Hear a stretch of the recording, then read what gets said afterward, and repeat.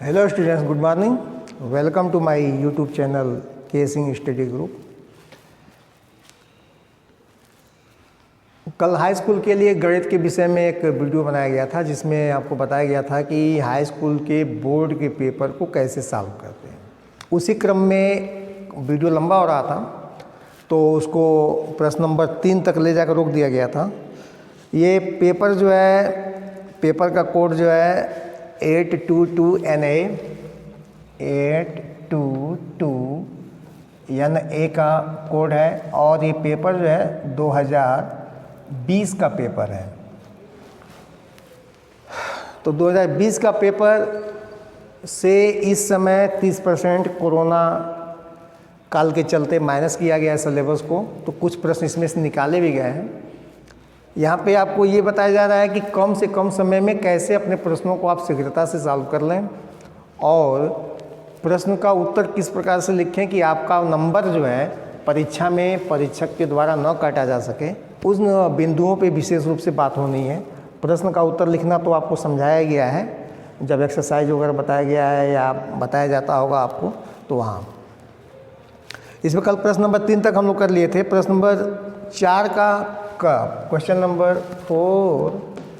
Number 4 का ये पहला क्वेश्चन है कि 4.2 सेमी त्रिज्या वाले धातु के एक गोले को पिघलाकर 6 सेमी वाले एक बेलन के रूप में ढाला जाता है। तो यहाँ पे प्रश्न में दिया हुआ है, प्रश्नानुसार गोले की त्रिज्या, स्फीयर की त्रिज्या दिया हुआ है। गोले की त्रिज्या ये दिया हुआ है 4.2 सेमी, 4.2 सेमी, और कह रहे हैं कि इसको पिघलाकर एक 6 सेमी त्रिज्या वाले बेलन के रूप में ढाला जाता है। तो बेलन की ऊंचाई ज्ञात कीजिए। तो बेलन की त्रिज्या भी दिया हुआ है। बेलन सिलेंडर का त्रिज्या दिया हुआ है ये 6 सेमी। तो जब एक ठोस को पिघला के कोई दूसरी आकृति या नया ठोस बनाया जाता है तो उसमें बहुत कुछ बदलता है। त्रिज्या बदलती है, पृष्ठीय क्षेत्रफल बदलता है, आकृति बदल जाती है, लेकिन उसमें आयतन में कभी परिवर्तन नहीं होता है। आयतन में जब तक जोड़ने और घटाने के लिए न कहा जाए प्रश्न में, तब तक आयतन जो भी दी गई वस्तु होती है उसका आयतन और जो बनने वाली वस्तु होती है उसका आयतन आपस में बराबर माना जाता है। तो इसमें हम लोग सीधे लिख दें कि यदि बेलन की ऊंचाई कितना हो, h हो, तो क्या होगा, तो होगा ये कि बेलन का जो आयतन होगा ये बराबर होगा किसके आयतन के, गोले के आयतन के बराबर होगा। और बेलन का आयतन तो पाई r² h होता है बेलन का आयतन। r1 कर लीजिए, यहाँ पे r1 कर दीजिए। और गोले का आयतन तो 4/3 पाई r³। अब यहाँ बड़े प्रेम से पाई से पाई कट जाएगा। r का मान दिया हुआ है इसमें 6, तो यहाँ लिख देंगे 6 का वर्ग गुणे h बराबर 4/3 और r का मान दिया है 4.2 पे घात 3। यहाँ सीधे आपको h का मान मिल जाएगा 4 × 4.2 × 4.2 × 4.2 बाई 3 × 6 × 6।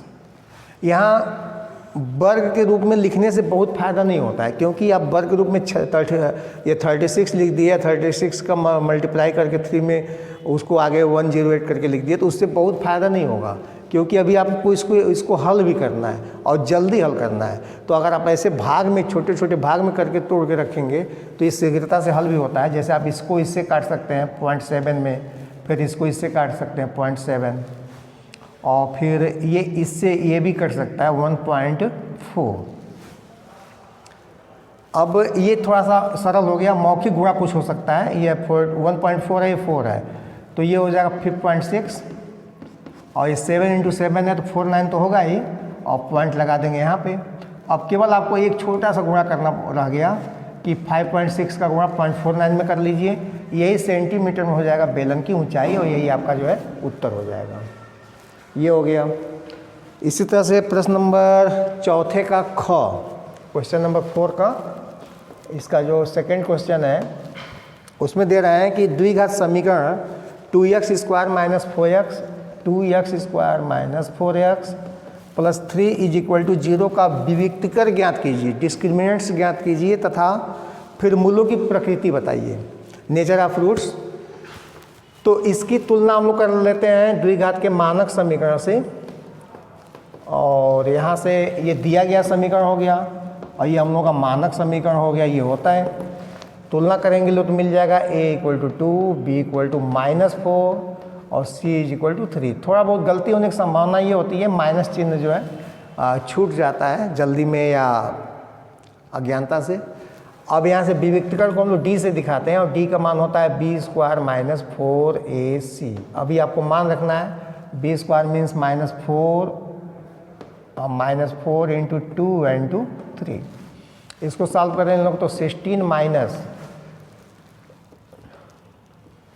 24 ये आ जाएगा -8। यहाँ नीचे लिखेंगे since d is less than 0, क्योंकि d का मान जो है ऋण 8 आ रहा है, -8 आ रहा है और -8 जो 0 से छोटा मान है, तो d का मान क्या होगा, 0 से छोटा होगा, विविक्तिकर 0 से छोटा हो गया।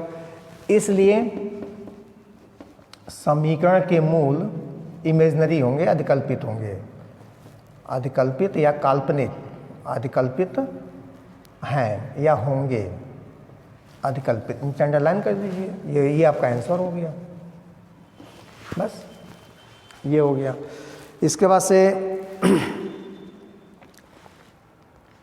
अगला प्रश्न है इसी का, सिद्ध कीजिए कि दो, हाँ ये जो है अब इसका भाग जो है अब गणित में बहुत कम हो गया है, जो कि पहले बहुत अधिक हुआ करता था। सिद्ध करने वाला रेखागणित से संबंधित प्रश्न जो कि अब बहुत कम हो गया है। तो सिद्ध करने वाले प्रश्नों में आइए, तो एक प्रश्न है यहाँ पे, बहुत सुंदर प्रश्न है कि सिद्ध कीजिए कि दो संकेंद्रीय वृत्तों में बड़े वृत्त की जीवा छोटे वृत्त को स्पर्श करती है, स्पर्श बिंदु पर समद्विभाजित होती है। संकेंद्रीय वृत्त कंसेंट्रिक सर्किल, ऐसे दो या दो से अधिक वृत्त जिनके केंद्र एक ही हो, ऐसे वृत्त को हम लोग संकेंद्रीय वृत्त कहते हैं। तो मान लीजिए हम लोगों के पास ये दो वृत्त है जिसका केंद्र कॉमन है, ओवेनिस्ट है। इन वृत्तों की त्रिज्याओं को मान लीजिए, इसकी त्रिज्या मान लीजिए r1 है और बड़े वृत्त की त्रिज्या मान लीजिए r2 है। प्रश्न कह रहे हैं कि छोटे वृत्त की दो संकेंद्रीय वृत्तों में बड़े वृत्त की जीवा, बड़े वृत्त की जीवा, बड़ा वृत्त ये है r2 त्रिज्या वाला, इसकी जीवा एक है जो छोटे वृत्त को स्पर्श कर रहा है। ये जीवा हो गया बड़े वृत्त का और छोटे वृत्त को बिंदु P पे स्पर्श कर रहा है। तो प्रश्न कह रहे हैं कि सिद्ध कीजिए कि स्पर्श बिंदु पर ये जो है समद्विभाजित होता है। तो यहाँ पे आपको बहुत कुछ लिखना होगा, गिवन डेट से लेके, गिवन डेट मीन्स ज्ञात है, क्या ज्ञात है, तो ज्ञात है मैं कि संकेंद्रीय वृत्तों में, संकेंद्रीय वृत्तों में या वृत्तों में ले लीजिए, वृत्तों में O केंद्र है, AB बड़े वृत्त की जीवा और छोटे वृत्त की स्पर्श रेखा है। ये सब आपको यहाँ पे साफ साफ लिखना पड़ेगा, क्योंकि अगर आप नहीं लिखेंगे तो खुद आपको दिक्कत होगी कि क्या करना है, कैसे करना है। अब प्रश्न कह रहा है सिद्ध कीजिए कि जो स्पर्श बिंदु है ये समद्विभाजित होता है। मतलब आपको सिर्फ इतना करना है, सिद्ध करना है कि A से P की लंबाई और P से B की लंबाई ये आपस में बराबर है। या हिंदी में भी लिख सकते हैं कि बिंदु P AB का मध्य बिंदु है। अब इसको सिद्ध कैसे करेंगे,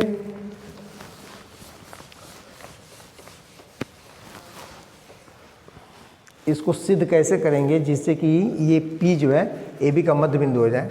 तो इसके लिए आप O से एक रचना के द्वारा P को मिला दीजिए और इसमें अब प्रूफ में आ जाइए, उत्पत्ति कैसे देंगे इसका। तो छोटे वृत्त में OP त्रिज्या तथा APB स्पर्श रेखा है।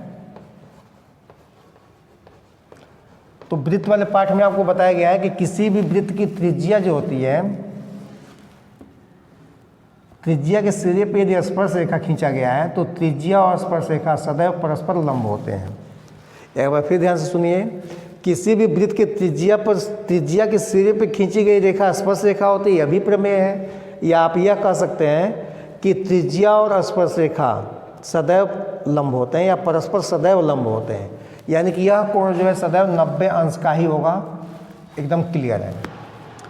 तो यहाँ से ये APB स्पर्श रेखा और OP त्रिज्या है, यहाँ से निश्चित है कि इसलिए यहाँ पर आप लिख सकते हैं क्या कि OP जो होगा ये लंब होगा किस पर, AB पर। अब आ जाइए बड़े वृत्त में। बड़े वृत्त में, तो बड़े वृत्त में क्या है, तो बड़े वृत्त में AB जीवा है और क्या, तो अभी हम लोगों ने यहाँ सिद्ध किया है कि OP लंब है किस पर, AB पर। तो किसी भी वृत्त में, वृत्त के पाठ में अभी एक प्रमेय है कि किसी भी वृत्त में अगर केंद्र से जीवा पर लंब डाला जाए, किसी भी वृत्त में केंद्र से जीवा पर लंब डाला जाए तो यह लंब जो होता है यह इस जीवा को 2 बराबर भागों में बांटता है। यह एक प्रमेय के रूप में भी है, आप चाहो तो यहाँ सिद्ध भी किया जा सकता है, लेकिन जब ये प्रमेय है तो यहाँ पे हम लोग सीधे लिख सकते हैं, यहाँ पे कहीं से इफ बट नहीं है, आप यहाँ सीधे लिख सकते हैं कि AP = PB। आप चाहो तो यहाँ प्रमेय लिख सकते हो कि किसी वृत्त में, वृत्त के केंद्र से जीवा पर डाला गया लंब, एक बार फिर सुनिए, किसी भी वृत्त में वृत्त के केंद्र से जीवा पर डाला गया लंब जीवा को 2 बराबर भागों में बांटता है। तो इसके आधार पे आप यहाँ प्रमेय लिख दीजिए, अब प्रमेय के बाद यहाँ लिख दीजिए, बस इतने में ही आपका यह प्रश्न जो है पूरा हल हो जाएगा। यह है प्रश्न 2 नंबर का और छोटा प्रश्न भी है, तो ये हो गया। इसके बाद से है प्रश्न नंबर 5, ये चौथा पूरा हुआ। कुल प्रश्न इसमें है 7 या 8 प्रश्न हैं।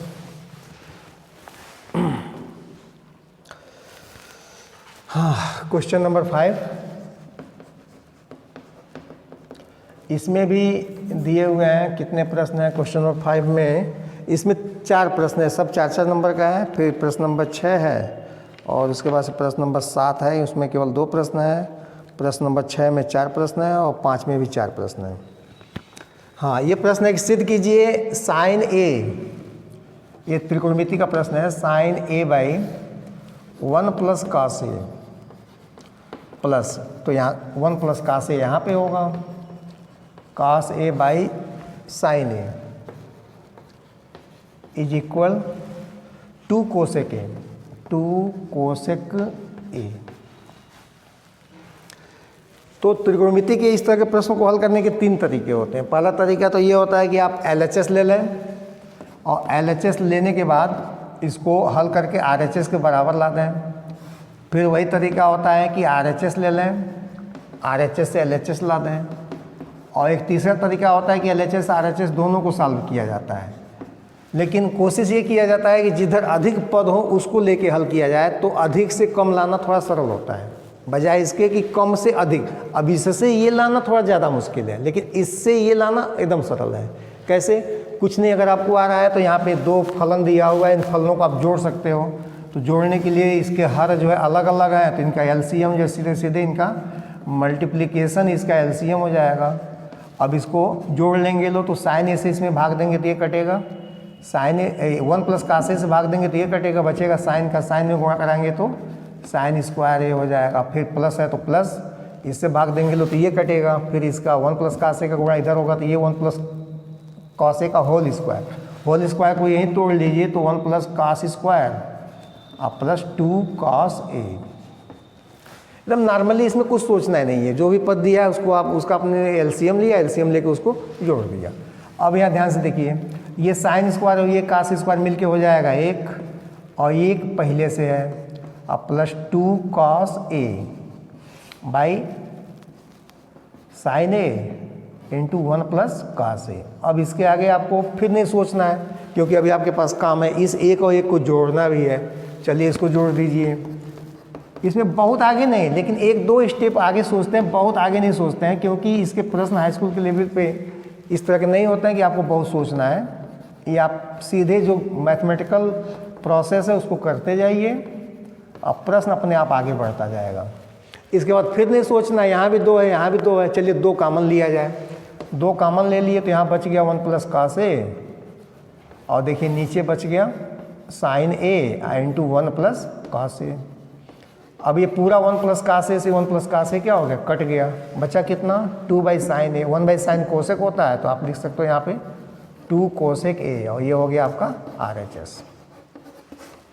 कहीं इसमें ऐसा नहीं है कि आपको दिमाग लगाना पड़ा हो, जो भी प्रश्न दिया था उस प्रश्न का सीधे हम हल करते गए, और देखिए यहाँ पे बहुत सरलता से इसका आंसर आ गया। ये था प्रश्न नंबर 55 का को। इसी तरह से 55 का ख है कि बिंदु A, B, C और D 4 बिंदुओं के निर्देशांक दिए हुए हैं, और इन बिंदुओं के निर्देशांक को के आधार पर कह रहे हैं कि एक समानांतर चतुर्भुज के शीर्ष हैं। तो इसमें ज़्यादा बेहतर होगा कि हम लोग एक रफ डायग्राम बना लेते हैं इसका, बिना कार्टेशियन प्लेन का एक rough diagram A, B, C, D। इससे समझने में सुविधा रहता है। A का निर्देशांक है 6, 1, B का है 8, 2, C का है 9, 4, और पॉइंट D का है P3। बहुत अच्छे, P3। हाँ, प्रश्न देखा जाए फिर एक बार कि ABCD एक समानांतर चतुर्भुज के शीर्ष हैं, तो P का मान ज्ञात कीजिए। P का मान इसमें निकालना है।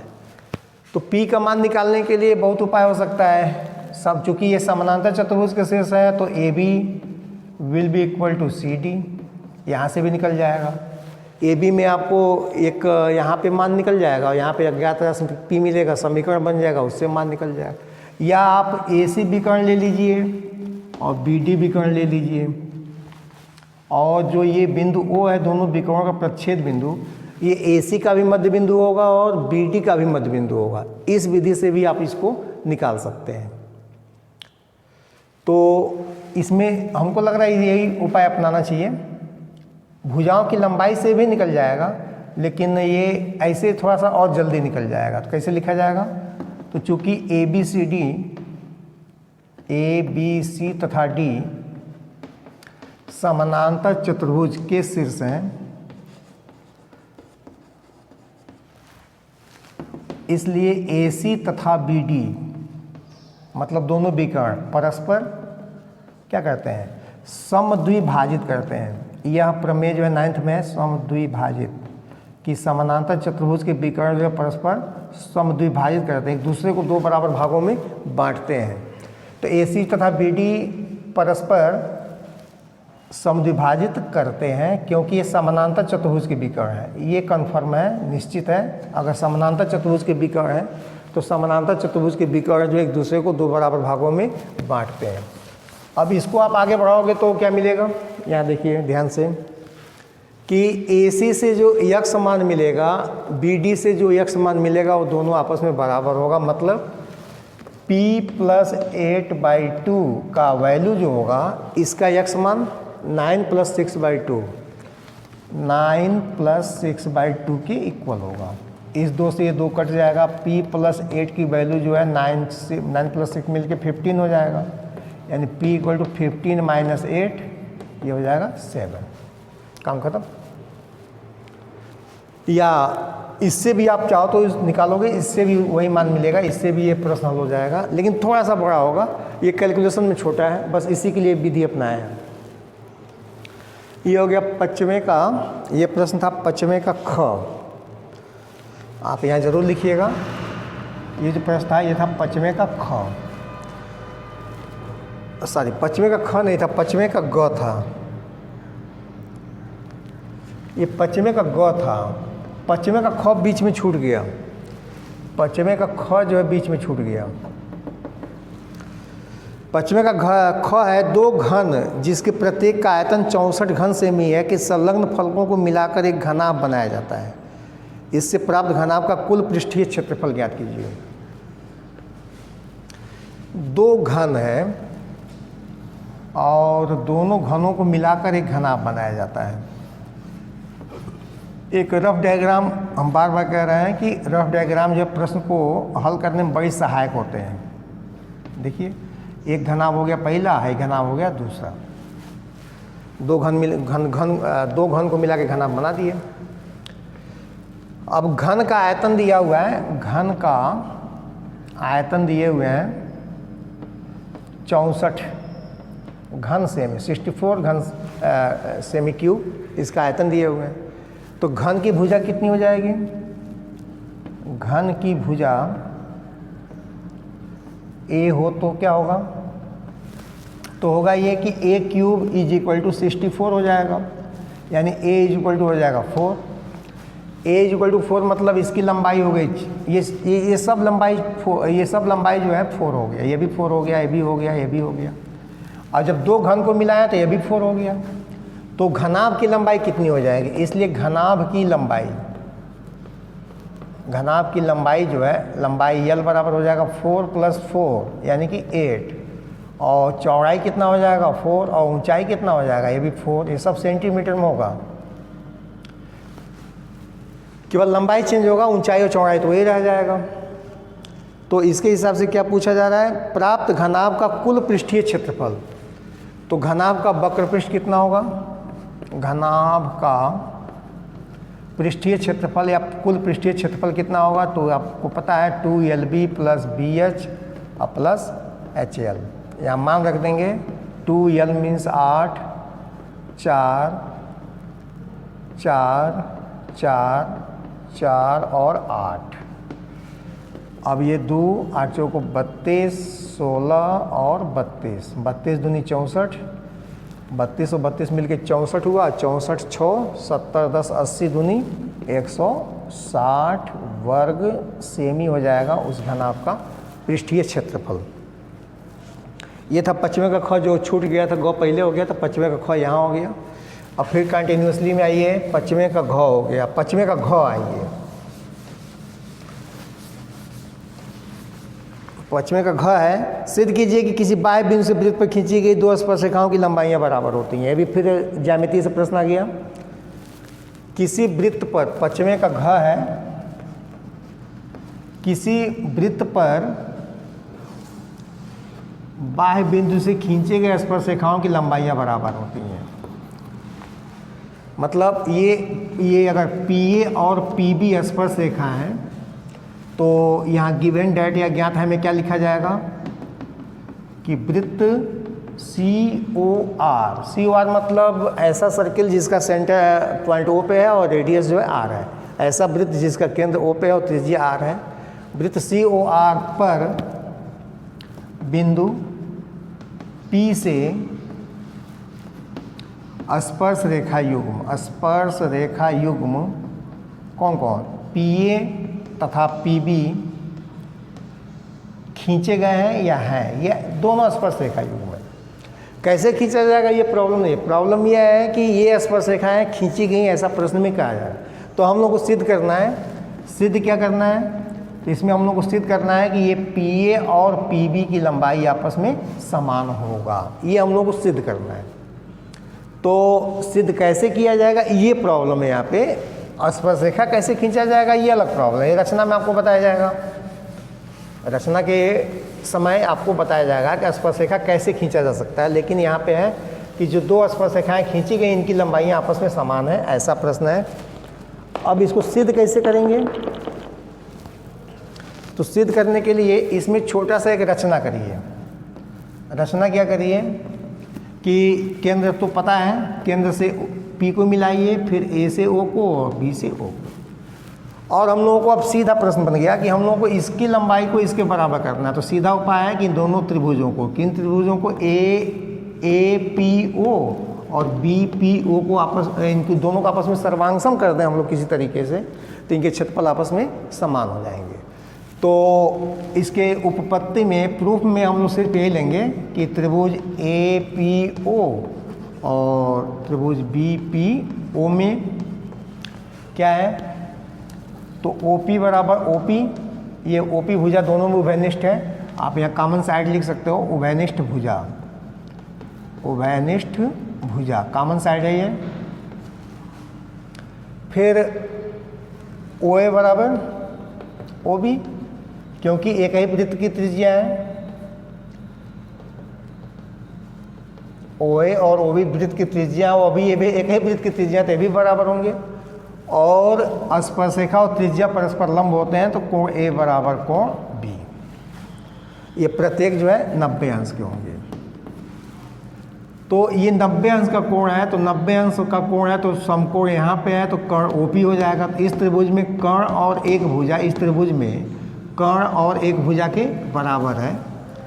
तो सर्वांग समता का जो नियम, उसके आधार पे हम लोग चौथे नियम से क्या कह सकते हैं, त्रिभुज ए पी ओ सर्वांगसम होगा त्रिभुज बी पी ओ के, और यहाँ से कह सकते हैं लोग कि ए पी बराबर बी पी। बस हो गया। बहुत ही सरल प्रश्न है और इस प्रश्न को बहुत सरलता से किया जा सकता है। तो यहाँ पे पहुँच गए हम लोग प्रश्न नंबर 5 पर। अब इसके बाद से 4 प्रश्न बच गया प्रश्न नंबर 6 में, और 2 प्रश्न बच गया। इसमें अथवा करके होता है कुल 4 प्रश्न, तो 4 और 4 8 प्रश्न और बच गए। इन प्रश्नों को अगले वीडियो में बनाया जाएगा क्योंकि वीडियो लंबा हो रहा है। ध्यान से और मन से देखिए, थोड़ा सा प्रोत्साहन के लिए पूरा वीडियो देखिए कि हम लोगों का भी थोड़ा सा वीडियो बनाने पे और मन लगे और अच्छे से हम लोग वीडियो बनाएं। आज के लिए बस इतना ही। अगले वीडियो में बाकी प्रश्न का हल आपको दिया जाएगा। Okay, thank you.